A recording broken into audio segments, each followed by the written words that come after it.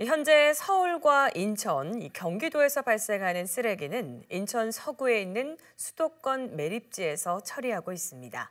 지난 92년부터 30년 넘게 매립지를 사용하면서 주변 주민들은 분진과 소음, 악취 등 수많은 피해를 받습니다.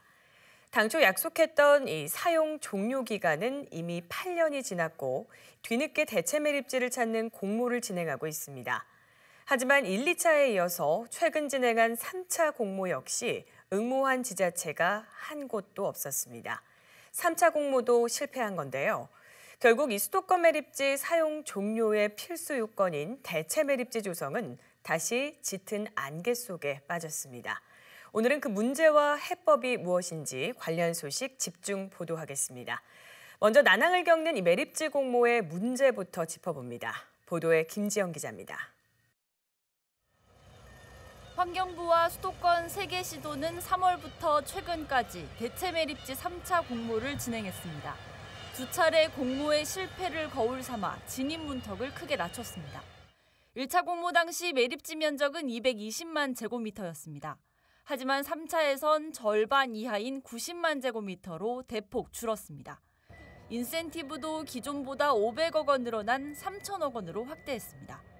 매립지 면적은 줄이고 혜택은 늘려 후보지를 찾아 나섰지만 이번에도 응모한 지자체는 없었습니다.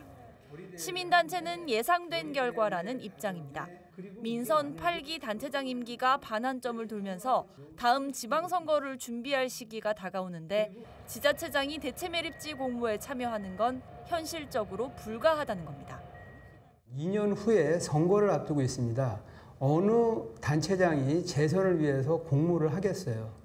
그렇기 때문에 응모 주체가 기초자치단체로 한정돼 있는 것 자체가 공모에 있어서 현실적 한계를 드러냈고. 환경부가 대체 매립지 확보에 소극적이란 지적도 나오고 있습니다. 최근 한화진 환경부 장관의 발언이 논란을 키우고 있습니다. 한 장관은 지난 5월 열린 기자간담회에서 대체 매립지 3차 공모에 응모하는 지자체가 없으면 현 수도권 매립지 3-1 매립장을 계속 활용하겠다며 사실상 매립지 영구화를 시사하는 발언을 한 겁니다. 인천 지역사회는 그동안 2025년 수도권 매립지 사용 종료를 주장해왔습니다. 매립지 설계상 현 3-109의 포화 시점이 2025년이었기 때문입니다. 하지만 반입량이 줄면서 사용기한이 늘어날 수 있다는 분석이 나옵니다. 특히 2026년까지 생활 폐기물 직매립이 금지되면서 2033년까지도 매립이 가능할 거란 전망도 나오는 상황. 반입 수수료 대폭 인상 등 현실적인 대책 마련이 시급하다는 지적이 나옵니다.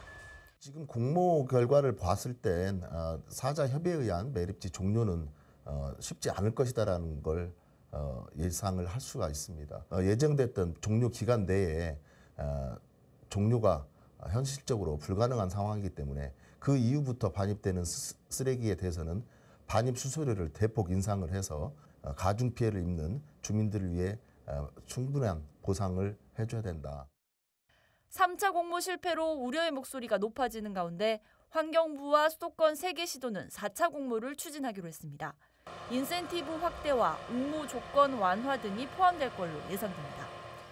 향후 서울시와 경기도와 그리고 환경부와 4차 공모에 들어간다는 그 합의에 이르렀습니다. 3차 공모 때까지 응모한 지자체가 한 군데도 없었기 때문에 4차 공모 과정에서는 면적이나 또 사전 주민 동의 요건이나 이런 부분들이 그 상당 부분 완화될 것으로 이렇게 기대하고 있습니다.